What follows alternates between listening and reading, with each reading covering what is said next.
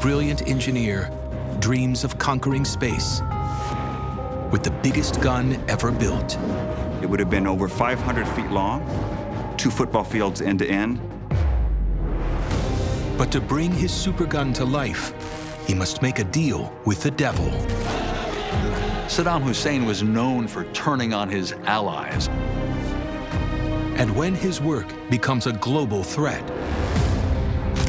if you don't stop, they will take lethal action against you. his ambition may lead to a deadly downfall. I will prove I am the best.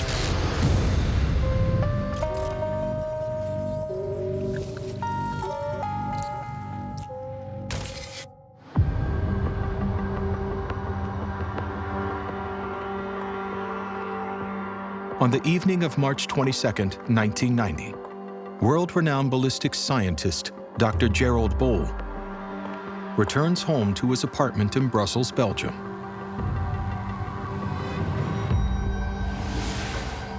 Safe at home, he lets his guard down,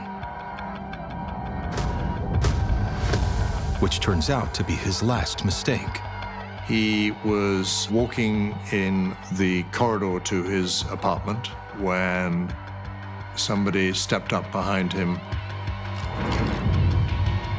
fired a number of shots.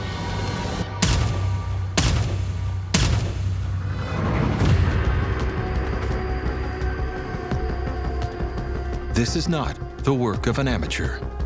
To guarantee a kill there, you do 2 bullets to the head. Then went and checked his pulse to see if he was dead, and he was. He was killed instantly. Belgian police rush to the scene. It's immediately clear that robbery isn't the motive. $20,000 that was on his body was left untouched.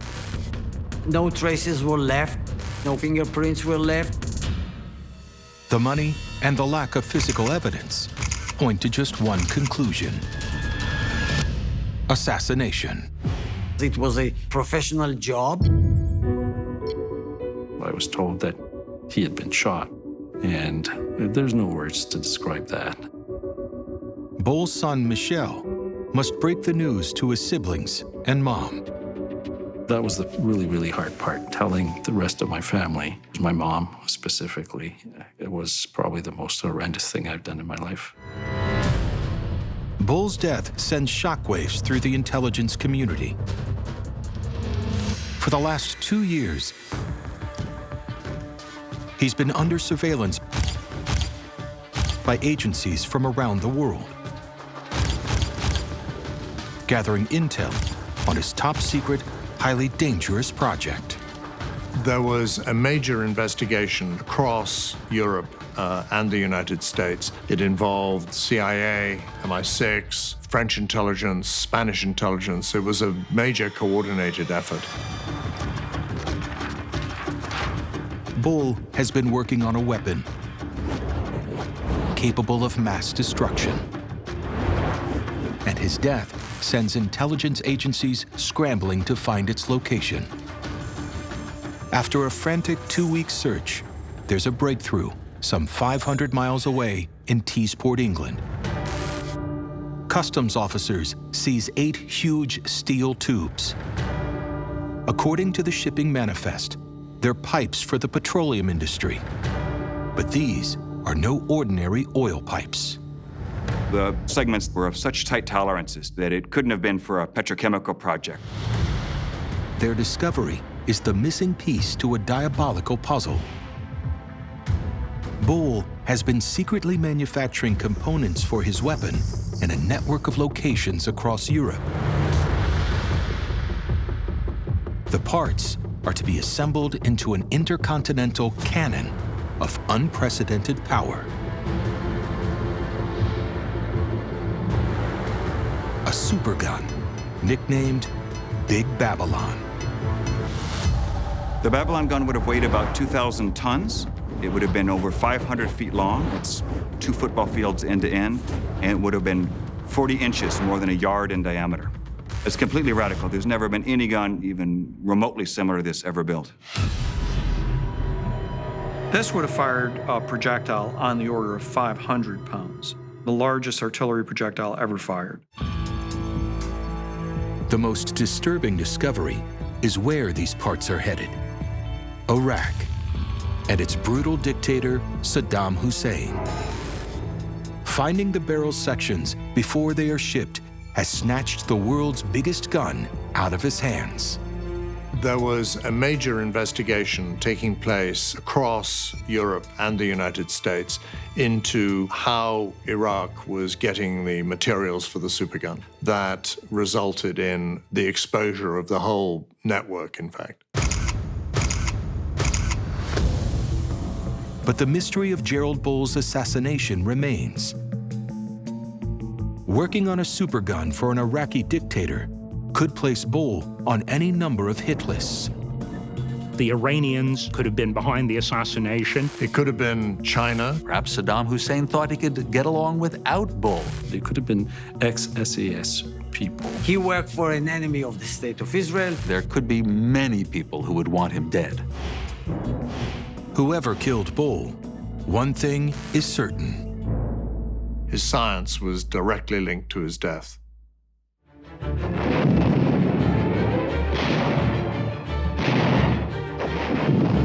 The 1950s, the dawn of the Cold War. It's also one of the most exciting periods in engineering history. Time to think and to try. And working right at the heart of this new frontier is young aerodynamicist Gerald Bull. He was an engineer, a problem solver, able to flip over an envelope and do a quick calculation that people on computers might spend months trying to solve. Soviet and Western scientists are locked in a race to outdo each other, fighting to be at the cutting edge of supersonics, missile technology, and space. Problems of supersonic flight, re-entering the Earth's atmosphere, these were the most pressing problems for the Cold War and the nascent space age. You know, these things were do or die, you know. Born in Canada, Bull is working for the country's armament and research establishment on Project Velvet Glove, a supersonic missile designed to bring down enemy aircraft. Seen here, being typically hands-on, Bull gains a reputation for his unique approach to problem solving. In many respects, Bull was the original MacGyver. He was able to take things that other people had seen as straightforward science, straightforward technology, spin it in different ways and come up with a different solution, a radically different solution. For Bull, it's the beginning of a lifelong love affair with guns and how they might be used for scientific research. His expertise becomes crucial in 1957 when the Soviet Union takes the lead in the space race, launching a satellite into Earth's orbit, Sputnik. One of the great scientific feats of the age. America is falling behind. Whoever owns space could conquer the world. Destined for a target within our borders. Space becomes the new frontier of war. Satellites go about in space and have things on them that can threaten Earth. By the end of the 1950s, Bull has developed a radical idea that will shape the course of his future. An alternative to expensive rocket launches. He envisions a super howitzer that could fire satellites into space straight from the barrel of a gun. It's a technology that could launch the US into the lead in the space race. He was imagining 5-foot wide bore on the gun, absolutely enormous. He felt that there was really no limit to what could be achieved.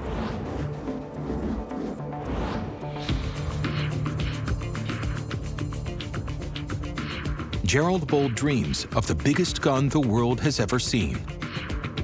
Maybe even taller than the Empire State Building. Bull only intends to use the gun to launch payloads into space. But it soon becomes clear that much more dangerous cargo could be deployed from the gun. What Bull was really doing was pushing the envelope of what was possible scientifically. He didn't see himself particularly as a warfare warrior. He saw himself as a space warrior. But that's not how everybody sees his work. It clearly had military objectives, a gigantic field artillery piece as its main mission.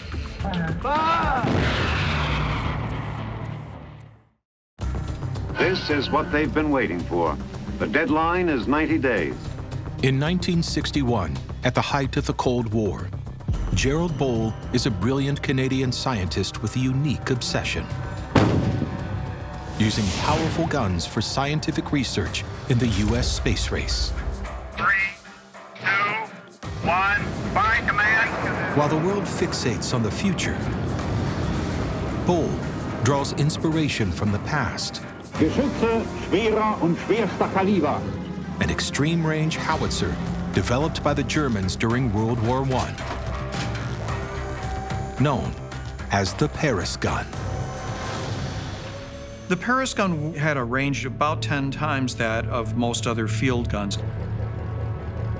It was wider, it carried a huge explosive charge, and a large shell. It's an artillery innovation that has the Allies reeling when it shells Paris in 1918 from a range of 74 miles. At this stage of the war, it was very unexpected that artillery rounds would start exploding in the streets of Paris. It gives Bull an idea. If the Germans had been able to do a range of 74 miles, why couldn't he do a range of 2,000 miles? What about 5,000 miles? But unlike the German innovators, Bull isn't focusing on the military application of such a gun. He wants to launch a satellite into orbit. Bull's idea was that you could take a howitzer or an artillery piece, expand it enormously, make it much longer, put in an enormous propellant charge, and send a payload into a low Earth orbit. The savings would be enormous. From what would be $200,000 in today's money, down to under $10,000 per launch. Up until that point, everyone's idea of launching satellites was simply to use a very large rocket. So Bull had a very unique concept. Here's a model of the Martlet space shell in Barbados. After much lobbying from Gerald Bull, in March of 1962, the United States and Canada's Departments of Defense joined forces to develop his supergun in a program called HARP, High Altitude Research Project. HARP was designed primarily for space research, the flight of missiles, the use of radar penetrating through the upper atmosphere, whether you could in fact use guns to fire projectiles into space. The U.S. Army donates 2 rundown 410mm Navy guns from 1922 and transports them to Barbados, where HARP is to be based. Now, Bull is able to focus on his greatest engineering challenge yet. He would need to use a lot of gunpowder to launch a heavy projectile, and if all that gunpowder went off at once, the reservoir or the breech of the gun would just explode. It's not just the gun that needs some rethinking, but the projectiles themselves. Projectiles that were launched under Project HARP would experience tens of thousands of times the normal acceleration you experience due to the Earth's gravity. So this would destroy a human being or any delicate instrument. True to form, Bull has a radically simple solution. Extend the length of the barrel. A long barrel has 2 advantages. It has a greater distance for acceleration, which reduces G-force on the projectile. You wanted to lower the load on the projectile, but still reach a very high speed. So Bull welds his two barrels together to create a giant 135-foot-long howitzer. It's christened Betsy, the biggest gun in history, and Bull points it towards the sky. On January 20th, 1963, Betsy fires her first test. A wooden projectile that reaches nearly 2 miles into the sky. Dr. Bull, you've been working for this day for 2 years. How do you feel now? Well, we feel pretty good after that shot. But the following day is the real event, launching one of Bull's custom-designed projectiles. It reaches a height of 16 miles, and it's just the beginning. The projectiles that were launched under Project HARP looked more like rockets than they did military shells. Some of them had fins that were designed to deploy to keep them stable in flight. They were instrumented scientific payloads that could survive launch and actually send data back as they were flying out of the Earth's atmosphere. Bull knows he can launch a working satellite without damaging it. With each launch, Bull is racing farther into the ionosphere, passing milestones at breakneck pace. Bull's son, Michel, then 9 years old, remembers it well. The firings were so impressive because you would hear the countdown and then you'd see the flame. And a couple of seconds later, you would hear the bang, and then that's the second jolt. For the next 3 years, Bull relentlessly tests, refines, and redesigns his missiles. By November 18th, 1966, Bull's Martlet II projectile reaches 111 miles. But reaching space isn't enough. Bull wants to go 10 times farther and put rocket-assisted projectiles into orbit, all from the barrel of a gun. What Bull imagined was having a gun that instead of being 30 feet long was 300 feet long, or even 500 or even 1,500 feet long. But big ambitions come with big risks. And Bull's obsession is leading him to dangerous new territory. We were crossing a line because the supergun will always be seen as weaponry.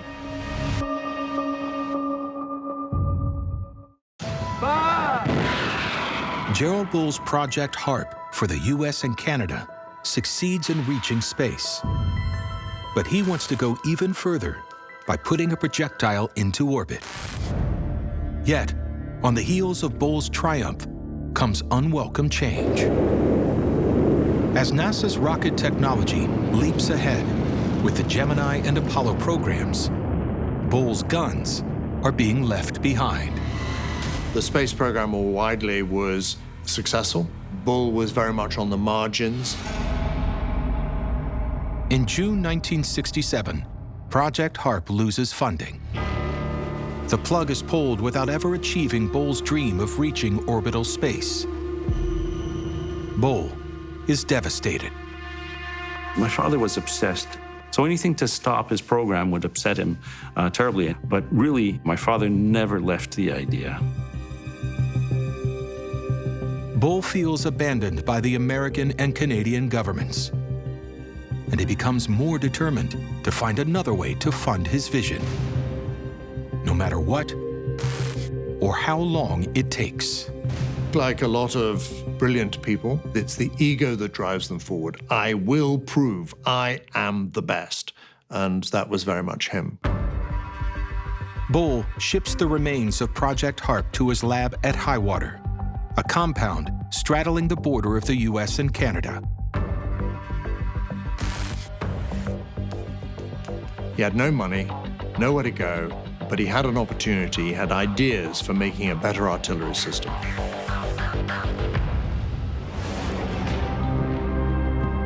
But Bull must now look beyond North America for funding. He begins working with Iran, Taiwan, Vietnam, and Israel, eventually signing deals with over 30 countries. developing their military capabilities as an international Mr. Fix-It. He continued his research into artillery, and he was also a freelance artillery consultant.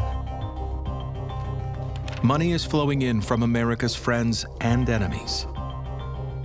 And Bull sees an even better business opportunity, putting his expertise on long-barrel guns to work. He builds a formidable, mobile, long-range artillery gun, named the GC-45. The GC-45 had a very long, very efficient gun barrel, and it had some unique ammunition which allowed it to fire to much longer ranges.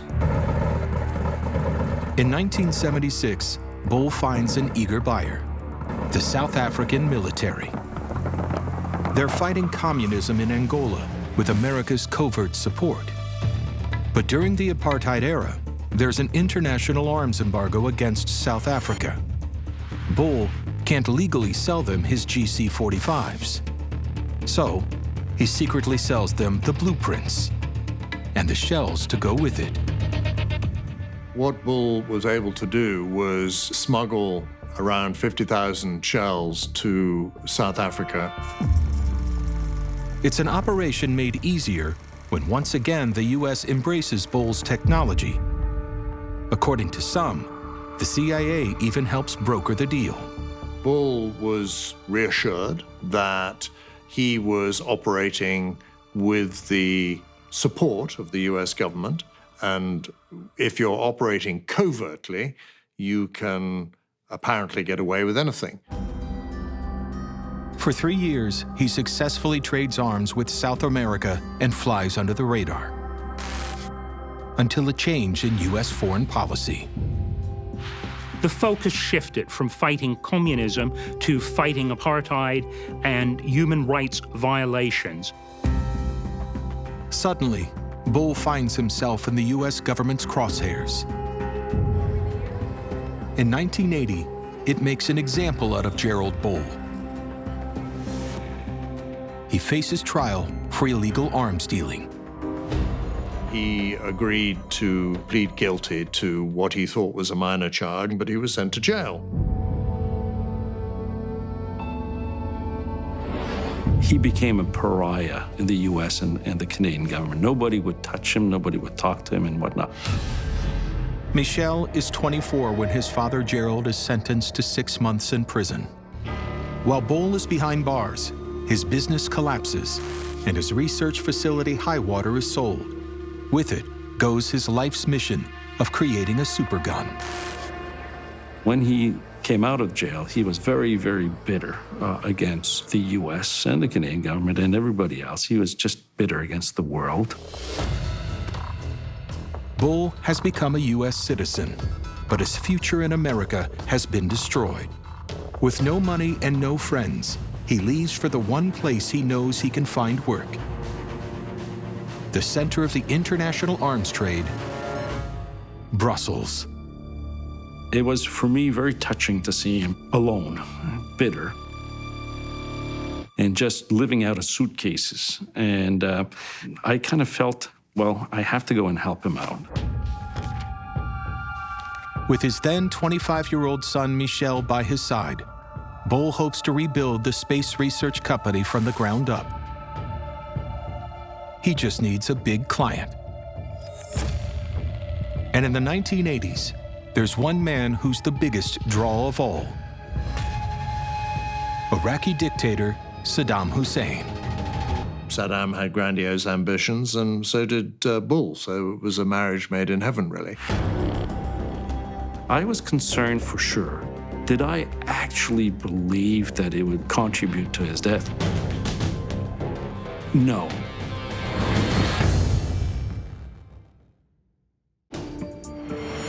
Embittered with America after being sent to prison, in 1981, Gerald Bull moves to Brussels, Belgium, the center of international arms trading. His dream of building a supergun that can send a payload to space seems further away from him than ever. He desperately needs funding to rebuild his weapons company. He re-enters the arms trade with his son Michel by his side. Our first big contract in Europe was with China. It took a long while to negotiate. We would work 12 hours a day in the office, and that's what he did, 7 days a week for sure.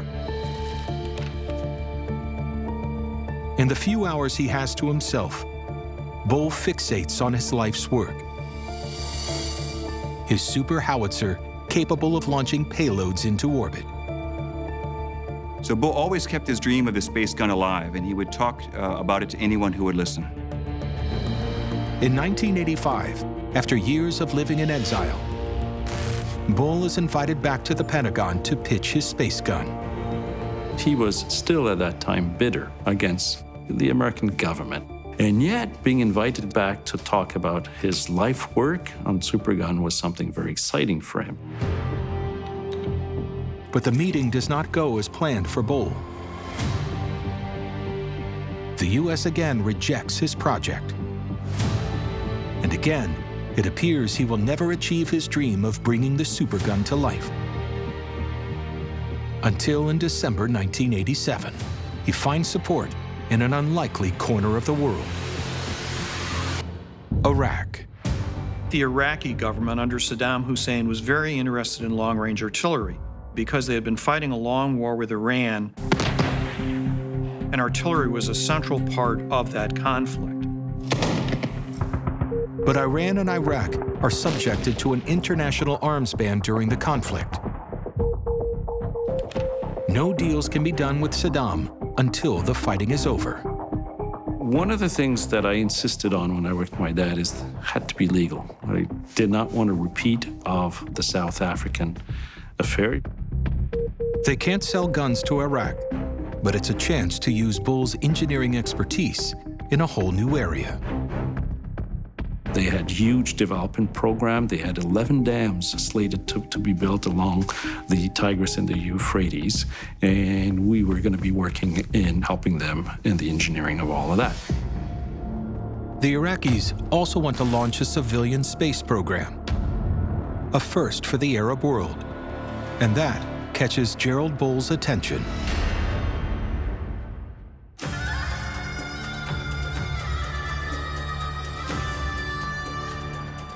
He travels to Iraq in January 1988 to discuss business opportunities. He's treated like royalty and is joined by his son. My first visit to Iraq was quite eye-opening. Okay, we were extremely well received. They were very, very courteous to us. Clearly, the Iraqis held my dad in really, really high regards from a scientific perspective. Bull sees an irresistible opportunity. Without Michel's knowledge, he pitches his space gun. For Bull, here was a country that wanted to try to establish the ability to launch satellites into space, and this was his dream going back to the early 1960s. And finally, with the Iraqis, he found a receptive audience.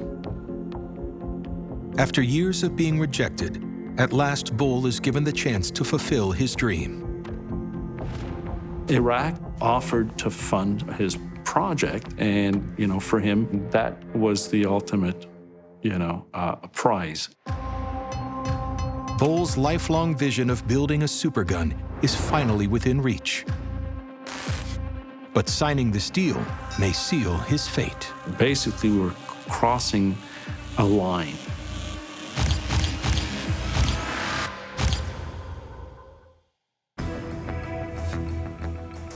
In 1988, after years of rejection, ballistics expert 60-year-old Dr. Gerald Bull is finally offered the chance to fulfill his life's dream. Developing an immense howitzer capable of launching payloads into orbit. Detailed here in this previously classified CIA paper. Its nickname, Project Babylon. Bull's idea for Project Babylon was to use a big gun as a reusable substitute for the first stage of a space rocket. The gun could be big and heavy, reliable, and if anything breaks, you just go out and fix it. After America turns its back on him, his obsession has led him to deal with the only man willing to fund his project. Iraqi dictator Saddam Hussein. No Arab country had the ability to launch satellites, and this would have been an enormous coup for the Iraqis. With the end of the Iran-Iraq War in 1988, the arms ban against Iraq is lifted. But increasingly, the Western world sees Saddam Hussein as a brutal dictator. And Michel is concerned his father has gone too far. Why was I so adamant against it? Iraq had just come out of a very nasty war with Iran. It is a dictatorship. And so for a number of reasons, I felt that this was more prone to land us into problems. And eventually, I kind of said to my dad, well, I can't go on. I need to pull out. His own son walks away. But Bull's obsession is too great to be stopped. With a small team of trusted scientists, Bull sets up a new company and begins building the gun he's been dreaming of. The initial weapon to be developed was called Baby Babylon, and this had a caliber of 350 millimeters. The next stage would have been to develop 2 superguns with a caliber of 1,000 millimeters, and this would have been the largest artillery system ever built. He sets out to create a history-making 500-foot barrel. Bull will need to connect 26 sections of pipe together. With so many points of weakness, the structural integrity of the barrel is at risk. So Bull uses his engineering genius to develop a new steel alloy 3 times stronger than construction steel. Now, the barrel can withstand twice the pressure. But it's not the last of his hurdles. He also had to develop the projectiles, and given the limited facilities he had at his availability, this was a significant challenge. He was working on conventional non-powered projectiles. He was also working on rocket-assisted projectiles. He was working on different types of payloads. He was working on different types of guidance systems. In the remote Iraqi desert, the first stage of Project Babylon is secretly assembled. The Baby Babylon gun, weighing 113 tons, with a 150-foot long and 350-millimeter wide barrel. An immense construction, but still only a third of the size Bull wants to achieve. In May 1989, Baby Babylon begins testing. It's designed to launch a projectile over 460 miles. They demonstrated with the smaller Baby Babylon gun that they could solve all of the technical hurdles needed to build the ultimate Project Babylon gun. The wheels begin to turn on the next phase of the project. In factories across Europe, the parts to create his first Big Babylon gun roll into production. After being unable to get the US to fund his huge howitzer, Bull is now on the verge of fulfilling his life's dream. But this time, it's for Saddam Hussein. And it's not the only lethal weapon Bull is developing for the Iraqi dictator. Along with Babylon, he is working on a secret project codenamed Project Bird. The Iraqis approached Bull about an idea to combine several Scud missiles together to make a multi-stage launch vehicle they said would be for launching satellites. It's proposed to Bull as part of Iraq's civilian space program. But they have a far more lethal use in mind,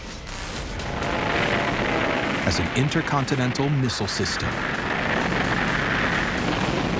And that gave these missiles enough power to reach Israel. But his work isn't as top secret as Bull thinks. Israel, in fact, suspects what he is attempting to build.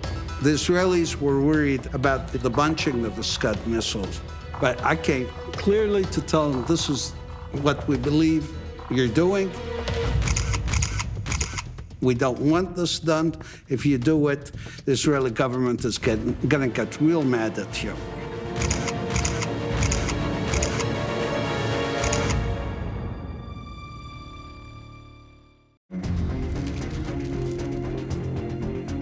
In March 1990, world-renowned artillery genius Dr. Gerald Bull is on the verge of building the biggest howitzer in history for Iraqi dictator Saddam Hussein.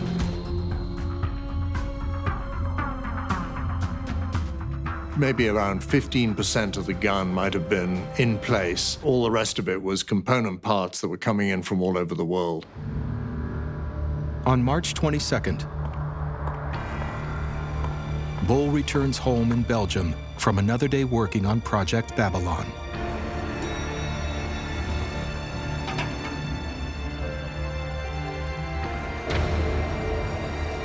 When a mystery gunman approaches him outside his apartment and shoots and kills him. A bullet from behind means he never knows what hit him.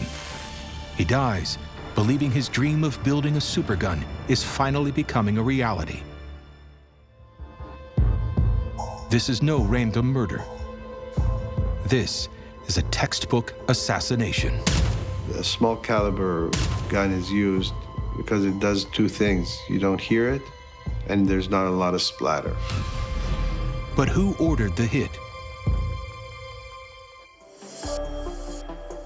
To this day, it's a whodunit that haunts those close to Bull. And the possibilities are endless. Bull is taking lucrative arms deals away from UK companies, leading to speculation that his competitors took him out. There was a CIA report that shows that it would be an assassination that was emanating from UK interest, not governmental, but UK companies. Bull has had many business partners. In an industry with a dark underbelly, perhaps a disgruntled client wants revenge. Even his current employer is under suspicion. Saddam Hussein was known for turning on his allies. Perhaps Saddam Hussein thought he could get along without Bull, eliminate Bull, and the secrets would never be told. But why kill him before Big Babylon and the Scud missile proposal are built? Iraq has no shortage of enemies. Could one of them be to blame? The Iranians would have had reason to be angry with Bull, who was now assisting their great rival Iraq to develop his artillery capabilities. It was just 2 years after the war between Iran and Iraq, and the Iranians were working on reconstructing their economy, rebuilding their military, learning lessons from the war, and I don't think they were in the business of going after one single scientist who was helping Saddam Hussein. For others, the manner in which Bull was killed points the blame at Israel's spy agency, the Mossad. The guy that shot him in the head shot him twice. That's the MO for the Mossad. He worked for an enemy of the State of Israel. He was trying to produce a lethal weapon that can be used against Israel. But it may not be the supergun that most worries the Israelis. The Israelis didn't believe that the supergun would work in any case. They weren't worried about that. Large guns are totally fixed. You can't move them. You can't hide them. They can be taken out like that. Twist of a finger, and that's it. But Bull's work on the Scud missile may have put him on Israel's radar and provided a motive to take him out. Former Israeli intelligence agent Ari Ben Menashe claims that in 1989, he's dispatched to Brussels to deliver a chilling warning to the weapons genius. I was working for the Israeli intelligence at the time. And I spoke to Bull and told him pretty openly that we knew everything that was going on. I told them the Israeli government, they're passing on a message to you. If you don't stop, they will take lethal action against you. I was very clear. I was told to be clear. Michel Bull is skeptical that his father ever received that warning. This is something that upsets me a lot because he was not a stupid man. He would have talked to us and we need to change something, we need to stop something or whatever. I don't think that he was ever warned. If the hit really is ordered by Israel, it's possible they aren't the only ones who know about Bull's work for Iraq. I think the Israelis killed Gerald Bull because they were afraid. But I would have thought that the Israelis would have had to take permission or at least notify Americans of the problem. And within hours of Bull's murder, the CIA hands the Belgian police a full dossier on him. The fact that they supplied information in such a short time makes us wonder as to whether or not there was a U.S. role in his assassination. Whether it be from just acknowledging and quote and unquote authorizing it or whatever. To this day, exactly who ordered Gerald Bull's death and why remains shrouded in mystery.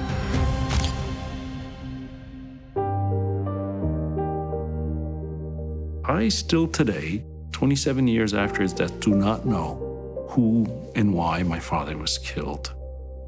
There's so many misdirection that it's just very, very hard to find out the truth, and I kind of made up our minds that we never will.